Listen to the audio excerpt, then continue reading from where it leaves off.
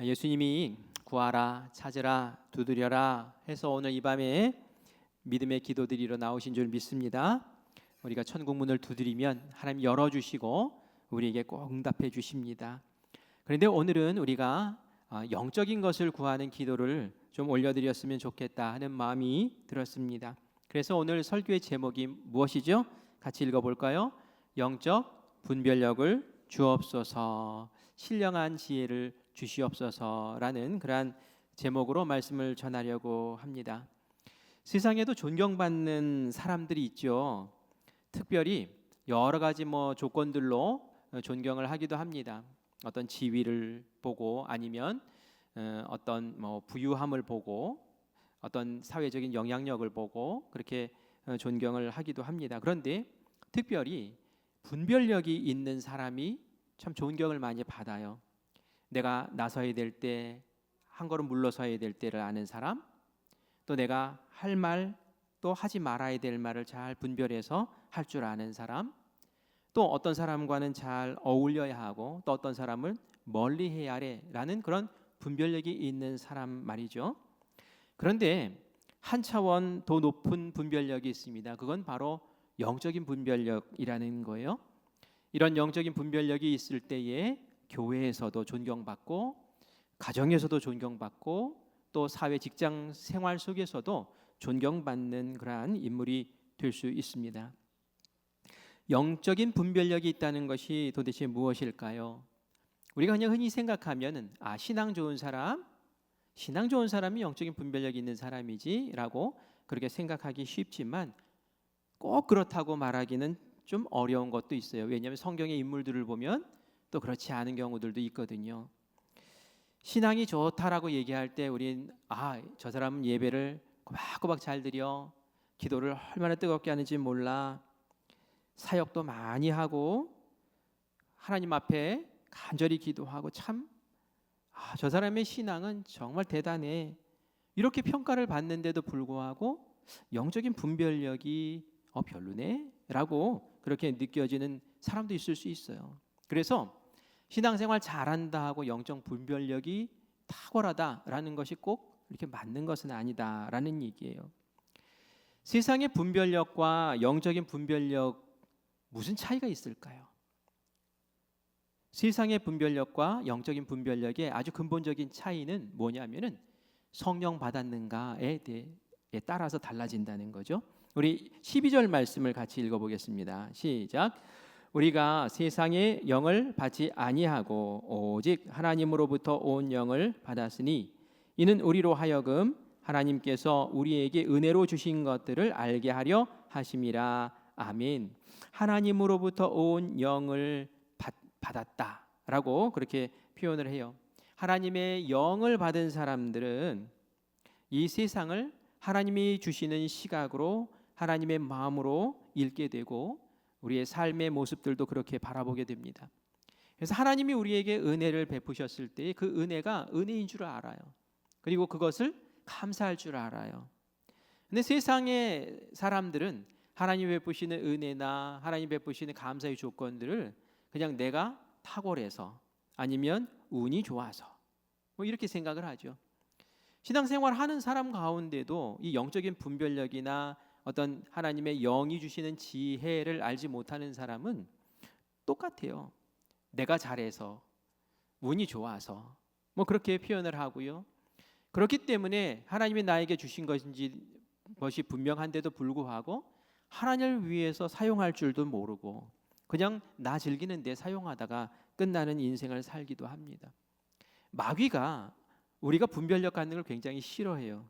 그래서 우리의 분별력을 혼탁하게 만들고 때로는 교만하게도 만들고 때로는 자만하게도 만들고 때로는 게으르게도 만들고 하면서 어떻게 해서든지 우리가 제대로 된 삶을 살지 못하게 한다라는 것을 알아야 됩니다. 거짓 영이 있다라는 것도 오늘 우리가 이 말씀에서도 볼 수 있는데요. 우리 10절 말씀 요한일서 4장 1절 말씀 먼저 보겠습니다. 요한일서 4장 1절 말씀 같이 읽습니다. 사랑하는 자들아, 영을 다 믿지 말고 오직 영들이 하나님께 속하였나 분별하라. 많은 거짓 선지자가 세상에 나왔음이라라고 말씀하죠. 영적인 분별력이 있는 사람은 하나님의 선한 뜻을 잘 알고 또 분별할 줄도 알고 하나님께 속한 것인가라고 알죠. 그래서 인생의 방향을 하나님의 뜻에 맞추어서 잘 분별해서 유익을 끼치는 그런 삶을 살아갑니다. 성령님이 그렇게 하실 수 있는 거예요. 우리 10절 말씀, 본문 10절 말씀 같이 읽겠습니다. 오직 하나님이 성령으로 이것을 우리에게 보이셨으니 성령은 모든 것 곧 하나님의 깊은 것까지도 통달하시느니라.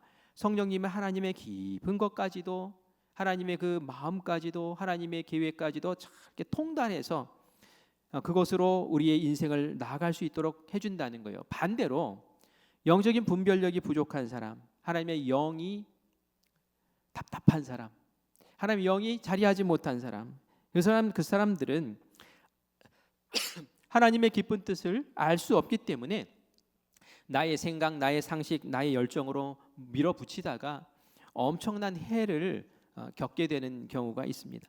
대표적인 사람이 바로 우리가 바울이라고 부르는 그 사울의 경우죠. 이 바울이 어땠어요? 구약 성경에 굉장히 능통했던 사람이죠. 그리고 바리새인 중에 바리새인이었어요.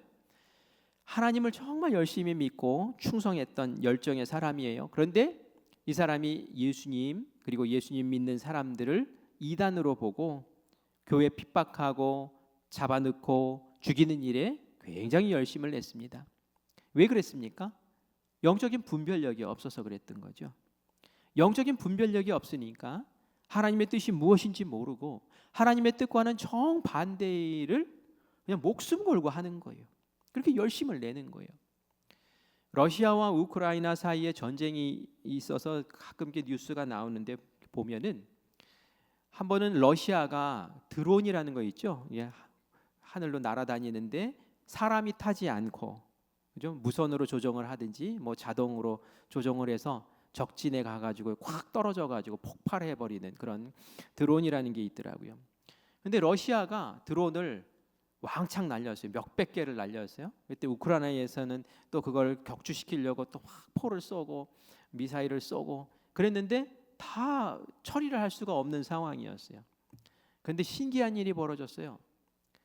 우크라이나에서 방해 전파를 막 쏘면서 그게 이제 GPS라고 해서 저기 위에 인공위성에서 이렇게 그 정보를 받아 전파를 받아서 목적지까지 가서 충돌을 해야 되는 거거든요. 근데 그 GPS를 끊어버리고 방해 전파로 끊어버리고 다른 정보를 막 거기다 준 거예요. 어떤 정보를 줬을까요? 우크라이나가 아니라 러시아 위치 정보를 막 갖다 집어넣은 거예요. 그러니까 이 드론들이 어떻게 됐어요? 우크라이나로 가다가 방향을 돌려서 러시아에 가가지고 막 그냥 쾅쾅쾅쾅 떨어진 거예요. 제가 그거 보면서 이런 생각을 했습니다.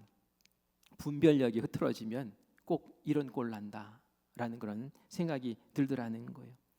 우크라이나에 갈 드론이 분별력이 없어지니까 자국에 가서 떨어져서 자국에 피해를 준단 말이죠. 바울이 꼭 그런 인생 산 거예요.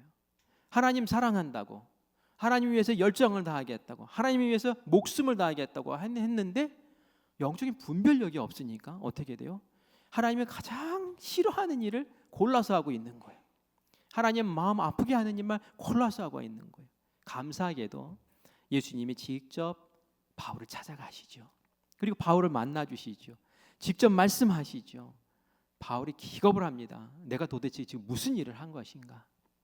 그리고 나서는 엄청난 충격을 받고 마음을 돌이키죠. 회개한다 그러잖아요. 회심을 합니다. 몸요 분별력을 이제 찾은 거예요. 그리고 나서는 예수님께서 그 얘기해 주신 이방인의 선교사로 정말 그 생명 다하도록 그렇게 열심히 사도로 살아가는 그런 모습을 봅니다. 그럼에도 불구하고 아쉬워요. 뭐가 아쉬울까요? 바울이 처음부터 영적인 분별력이 있었더라면, 그에게 성령의 충만함이 있어서 하나님의 뜻을 제대로만 알았더라면 그 아쉬운 일들 없었을 텐데 하는 그런 마음이 들지요. 그래서 영적 분별력이라는 것이 이렇게 중요하다는 거예요. 영적 분별력이 있으면 먼저는 나를 거룩한 삶으로 살 수 있도록 나를 잘 가꿀 수가 있습니다. 우리 에스겔서 44장 23절 말씀을 같이 읽겠습니다. 내 백성에게 거룩한 것과 속된 것의 구별을 가르치며 부정한 것과 정한 것을 분별하게 할 것이며 아멘. 하나님이 백성에게 거룩한 것과 속된 것을 구별할 줄 알고 부정한 것과 정한 것을 분별할 줄 알게 그렇게 할 것이다 라고 말씀을 하고 있어요.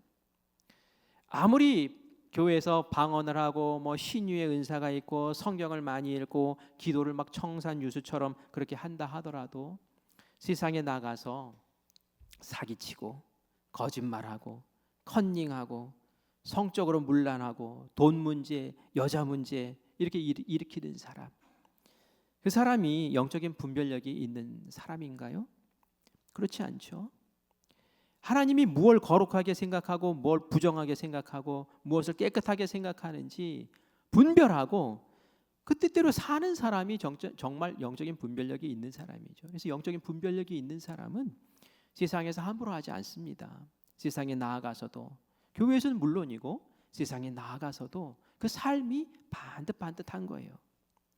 교회에서 사역 열심히 한다고 하면서 집안일 엉망으로 만들어 놓고 남편 밥도 안 차려주고, 그러니까 남편이 한 소리 하니까 사탄이 나를 핍박한다고 그러고, 이게 맞는 말인가요? 어떤 사람은 그런 얘기예요. 이 일 해도 실패, 저 일 해도 실패, 이 일 해도 실패, 저 일 해도 안 돼. 그러니까 하나님이 나에게 선교사가 되라고 가는 길마다 다 막으시는구나. 이게 맞는 얘기인가요? 여러분 어떻게 생각하세요? 이게 제대로 된 영적 분별력일까요?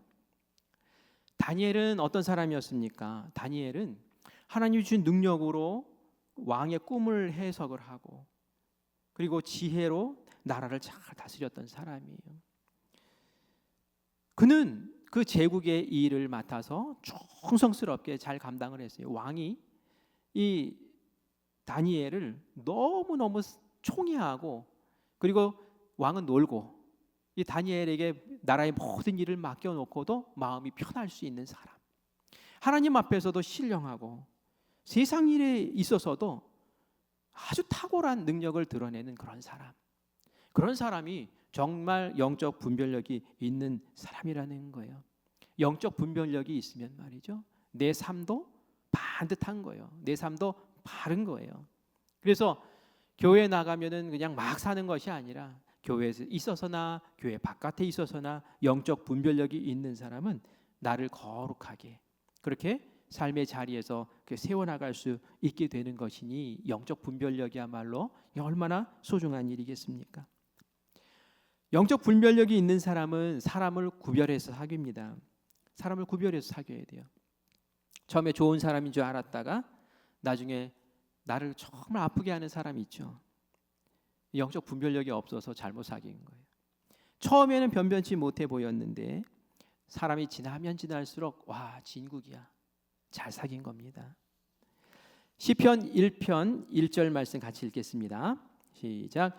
복 있는 사람은 악인들의 꾀를 따르지 아니하며 죄인들의 길에 서지 아니하며 오만한 자들의 자리에 앉지 아니하고 아멘. 이 복 있는 사람은 어떤 사람이래요? 악인들 따라다니지 않는다는 거예요.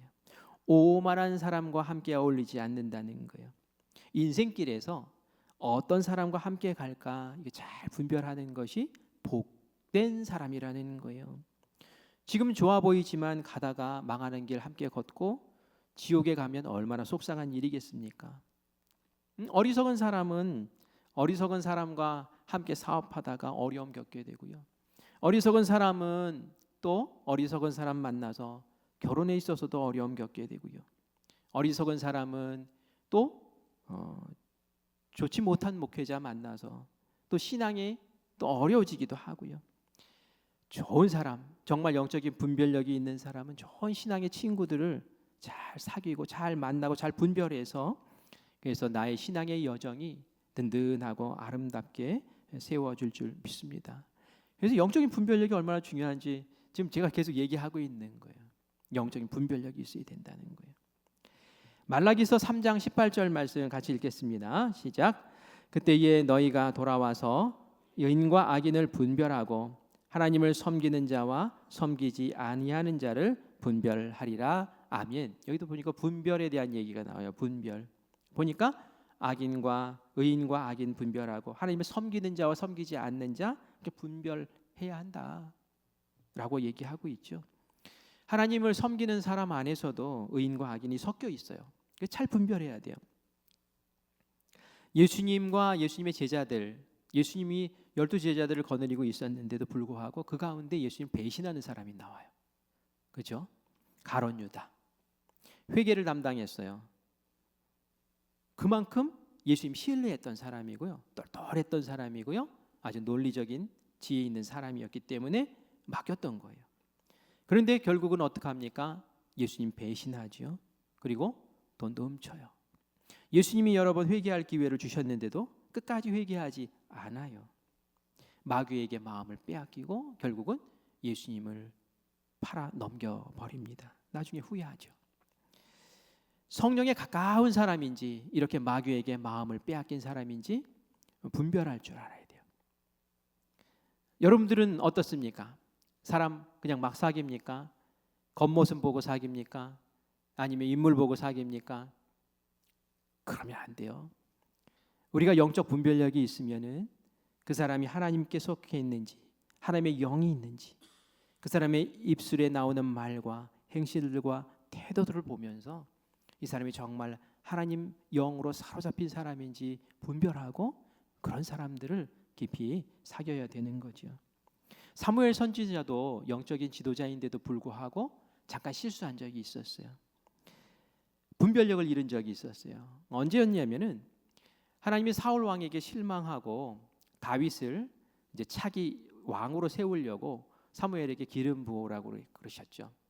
근데 누구라고 알려주지는 않았어요. 단지 이새의 집에 가서 그 아들들에게 살펴보고 기름 부으라 그랬어요. 이 사무엘 선지자가 사울 왕 모르게 이새의 집에 찾아가서 그 아들들을 만나죠. 그리고 아들 한 명 한 명을 봅니다. 순서대로 나오는 거예요.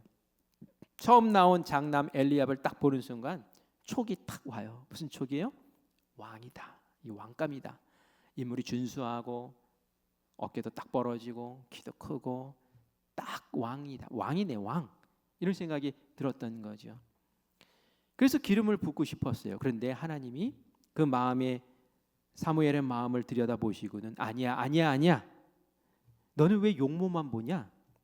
나는 중심을 본다 라고 하시는 거예요. 두 번째도 아니고 세 번째도 아니고 다 아니래요. 이상하다. 아들이 또 있냐? 하고 물어봤더니 밖에 나가서 양치는 막내가 있다는 거죠. 데리고 와봐라.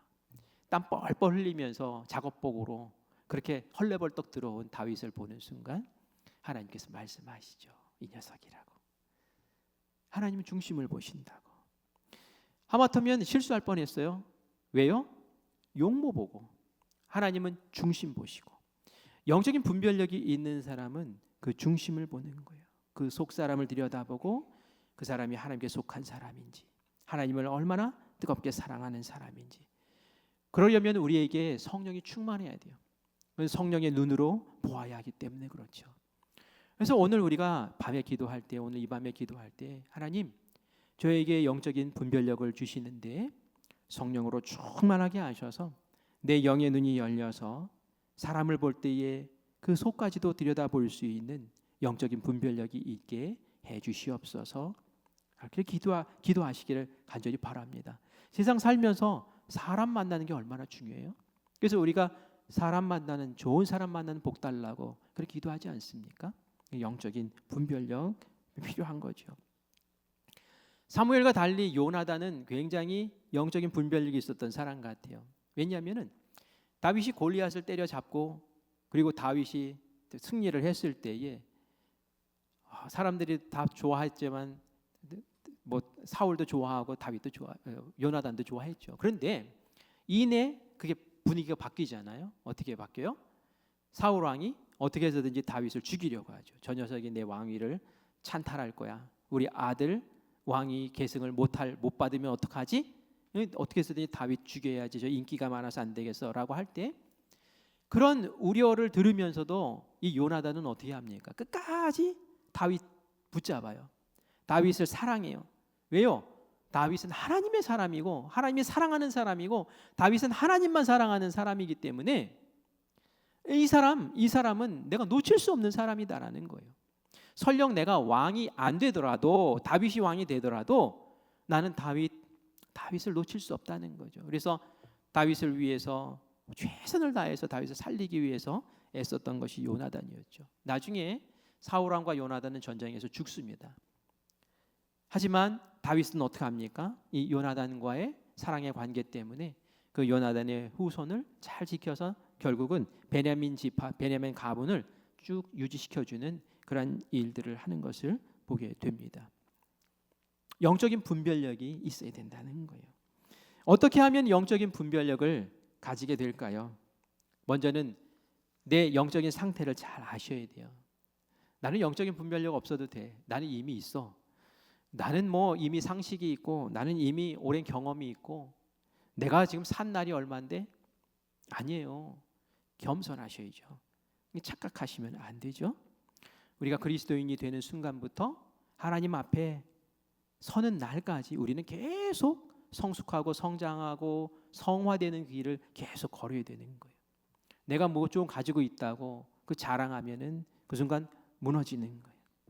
겸손과 절제로 하나님 분별력 있는 사람 되게 해주세요.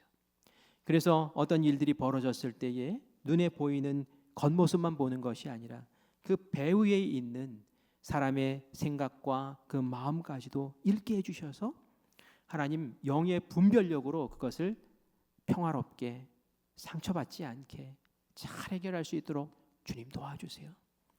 내가 섣불리 나서지 않게 해주시고 먼저 기도하고 하나님의 영으로 그 배후를 들여다볼 수 있는 그런 지혜를 주세요 하고 기도하는 우리가 되어야 될 줄 믿습니다. 여러분, 내가 영적인 분별력이 있는 사람인가 점검해 보는 방법이 여러 가지 있겠지만 뭐 내가 말씀에 대해서 또 기도에 대해서 어떤 자세를 취하고 있는가 이것도 점검을 해보셔야 돼요. 특별히 말씀과 기도는 우리가 영적인 분별력을 갖는 데 굉장히 중요한 도구입니다. 영적인 분별력이라는 것은 뭐예요? 무엇이 기준에 따라서 옳고 그르다를 판가름하는 거잖아요. 근데 기준이 뭐예요? 기준이 성경이잖아요. 기준이 있어야 되잖아요. 그래서 성경을 캐논이라고 해요. 기준이라고 얘기를 해요. 그런데 기준을 몰라요. 그러면 어떻게 영적인 분별력이 있을 수 있겠습니까? 그래서 말씀을 많이 접하고 말씀을 깊이 묵상하고 말씀을 배우고 하는 자리에 우리가 늘 정말 용기 있게 그리고 맹렬하게 도전하셔야 돼요. 시편 119편 99절 100절 두 절 같이 읽어보겠습니다. 시작.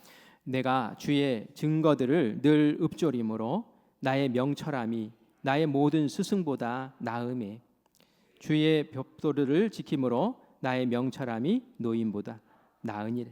아멘. 99절에 보면은 이렇게 말씀하세요. 내가 주의 증거들을 늘 읊조림으로 성경 말씀을 하나님의 그 역사의 기록들을 내가 늘 읊조린다는 거예요. 이것은 말씀을 늘 품고 묵상하고 그것을 늘 마음 가운데 떠올리면서 말씀과 함께 산다는 얘기죠. 세상의 지식도 세상살이에 도움을 주는 건 맞아요. 하지만 어느 순간 이 세상의 지식이 아주 끔찍한 그런 위기에 딱 닥쳤을 때는 아무 힘도 발휘하지 못하는 것을 우리가 알 때가 있잖아요. 정말 힘이 되고 정말 능력이 되고 정말 우리를 살려낼 수 있는 힘이 되는 것은 하나님 말씀입니다. 사방이 다 에워싸움을 당해도 하나님을 바라보면서 하나님 말씀하시옵소서, 하나님 말씀을 듣겠습니다 라고 하는 이에게 주시는 말씀이 분명히 있단 말이에요. 그 말씀을 딱 붙잡을 때 그게 진짜 힘이 되는 거예요. 그래서 말씀을 늘 묵상하고 말씀에 가까이 다가서고 말씀을 도전하는 우리가 되어야 될 줄 믿습니다. 그리고 10절 말씀을 보니까 이렇게 말씀하죠. 노인의 지혜보다 더 노련한 지혜가 있다는 거예요. 나의 명철함이 노인보다 나으니라. 노인의 지혜보다 나의 명철함이 더 낫다. 어떻게 하기 때문에 낫다라고 얘기를 합니까? 하나님의 법을 지킴으로 말씀에 순종하는 게 노인들의 지혜가 얼마나, 인생 경험이 얼마나 위대합니까? 근데 그것보다도 더 탁월한 것이 말씀을 지켜 순종하는 것이다라고 말하죠. 말씀을 지켜 순종하는 것은 때로 내 상식과 다른 것을 요청할 때도 있잖아요. 베드로에게 깊은 곳에 가서 그물 던져라. 상식과 달라요. 노인의 지혜와도 달라요. 그렇지만 하나님의 말씀이기 때문에 하나님 그것이 기준이고 하나님의 뜻이라면 제가 순종하겠습니다라고 할 때에 우리에게 펼치시는 또 놀라운 역사들이 드러나는 것을 보죠. 말씀 꽉 붙잡으셔야 돼요. 여러분 한 해를 보내면서 내가 성경 말씀 일독했습니다. 어떠세요? 일독 하셨습니까? 못 하셨습니까? 예, 아멘 하시는 분 계셔요. 예, 감사해요. 제 마음에 기도하면서 그런 생각이 들었어요. 내년에는 연초에 우리 함께 모여서 그냥 성경 신약 구약이든 그냥 한번 쫙 통독하는 시간을 가져볼까? 밤 시간에 한 2시간씩 이렇게 모여서 성경만 읽는 거예요. 계속 성경만. 그래서 한 해를 시작하면서 성경 통독하고 시작하면 어떨까? 이제 이런 마음을 갖습니다. 고개를 끄덕끄덕 안 하시네. 고개를 끄덕끄덕 하시면 내가 도전을 해볼 텐데. 그래요. 말씀 가까이 하는 거, 말씀 가까이 하는 거, 말씀 암송하고 읊조리고 순종하고 하는 것. 거기에서 영적인 분별력이 또 생겨나는 거예요. 그리고 영적인 분별력을 달라고 기도하셔야 돼요. 기도. 우리 야고보서 1장 5절 말씀 같이 읽겠습니다. 시작. 너희 중에 누구든지 지혜가 부족하거든 모든 사람에게 후히 주시고 꾸짖지 아니하시는 하나님께 구하라. 그리하면 주시리라. 아멘. 지난번에도 읽었던 말씀인데요. 지혜가 부족하거든. 이 지혜라는 것이 뭐 여러 가지 표현이 될 수도 있겠지만 영적인 분별력이야말로 지혜 아닙니까? 그런 지혜가 필요하거든 구하라는 거예요. 여러분들 살면서 얼마나 많은 그 선택의 기로에 서 있습니까? 이거 어떻게 하지? 이거 계약을 해야 되나 말아야 되나? 저 사람에게 이 말을 해야 되나 말아야 되나? 내 자녀에게 이걸 어떻게, 이럴 때 말이죠. 영적인 분별력이 얼마나 필요해요. 근데 나에겐 영적인 지혜가 없어요. 어떻게 해야 됩니까? 기도하셔야죠. 기도하셔야죠. 기도하라고. 지혜가 부족하거든 기도하라고 하는 게 구하라고. 그러면 하나님이 주신다고. 그렇게 우리에게 약속하셨으니 그걸 구해야 되는 거예요. 이걸 해서 받은 사람이 있잖아요. 누구예요? 솔로몬이 백성들을 다스리기에 너무 자기가 어리다는 걸 알아요. 경험도 없어요. 아버지도 돌아가셨어요. 하지만 일천번제를 드리면서 하나님께 기도했죠. 하나님, 제가 우둔합니다. 그래서 우리 백성들이 재판을 저에게 해달라고 찾아왔을 때에 무엇이 선이고 무엇이 악인지 분별할 그런 능력이 없습니다. 하나님 어떻게 하면 좋겠습니까? 저를 도와주세요 하고 그렇게 기도했을 때 하나님이 아주 기뻐하셨죠. 다른 사람들은 돈 달라고 그러고 권세 달라고 그러고 나 보호해 달라고 그러고 내 원수 죽여 달라고 하고 이런 것들 구하는데 너는 어떻게 구하는 게 그렇게 차원이 다르냐? 네가 구하는 게 그게 지혜라는 거야. 영적인 분별력, 선과 악을 분별해내고 그리고 하나님의 백성들을 잘 이끌어 나가기 위한 그러한 분별의 지혜를 네가 구하는구나. 내가 당연히 줘야지. 그리고 지혜를 주실 뿐만이 아니라 더불어 물질도 주시고 권세도 주시고 또 없는 사람도 붙여주시고 그렇게 된 줄 믿습니다. 안타까운 건 끝까지 못 갔다는 거예요. 안타깝죠. 교만해가지고 다 된 줄 알고. 우리는 하나님 앞에 서는 날까지 이 영적인 분별력을 달라고 끝까지 기도하셔야 돼요. 솔로몬처럼 중간에 이렇게 변심하거나 교만하거나 자만하면 안 돼요. 하나님, 오늘도 나에게 영적인 분별력, 신령한 지혜를 주세요. 그래서 누군가가 나에게 물어볼 때에 이것이 옳은가 그른가, 내가 볼 때는 뭐 하나님을 생각하지 않으면 나는 나에게 유익한 쪽으로 끌려가요. 나에게 이득이 되는 쪽으로, 나에게 도움이 되는 쪽으로 그렇게 선택해요. 하지만 하나님의 영을 구하고 하나님의 뜻을 구하고 하나님의 마음을 구하면 하나님의 계획을 알려주시고 그리고 내가 선택하고 서야 될 자리를 알려주세요. 오늘 이 자리에 계신 분들 다 어떤 영적인 고민들이 있으실 거예요. 이거 어떻게 하면 좋습니까? 하면서 고민하는 것들이 있을 거예요. 오늘 이 밤에 하나님께 부르짖어 구하시고 하나님 말씀을 주세요. 그리고 나도 솔로몬처럼 지혜를 구하오니, 꾸짖지 않고 후히 주신다고 약속하신 하나님께서 나에게 솔로몬의 지혜, 그 영적인 분별력을 나에게 오늘 주셔서 나에게 고민으로 주님 앞에 고백하는 이것 해답을 주시고 실마리를 주시고 내가 선택해야 될 그 자리에 나를 서게 해달라고 그렇게 기도하면서 주님 앞에 아름답게 세움받는 우리가 되기를 간절히 축원합니다. 기도하겠습니다. 이 기도할 때 우리 제가 이전에는 중보기도를 좀 많이 했어요. 그래서 중보기도를 한 15개 정도 했던 것 같아요. 5개로 나누어서 3개씩 했었으니까. 근데 그렇게 하다 보니까 좀 힘들어 하시는 것 같아. 중보기도 하다가 진이 다 빠지고 내 기도는 언제 하나 그러면서 좀 어려워하시는 것 같더라고요. 그래서 제가 이야기를 듣고 맞아, 내 기도 먼저 좀 하면 좋겠다 하는 생각이 들어요. 그래서 기도 제목을 딱 3가지만 정할 거예요. 오늘 우리 본문 말씀을 근거로 해서 여러분들에게 기도의 제목을 드릴 때 그 기도 제목 붙잡고 함께 뜨겁게 기도하면서 여러분들 기도하세요.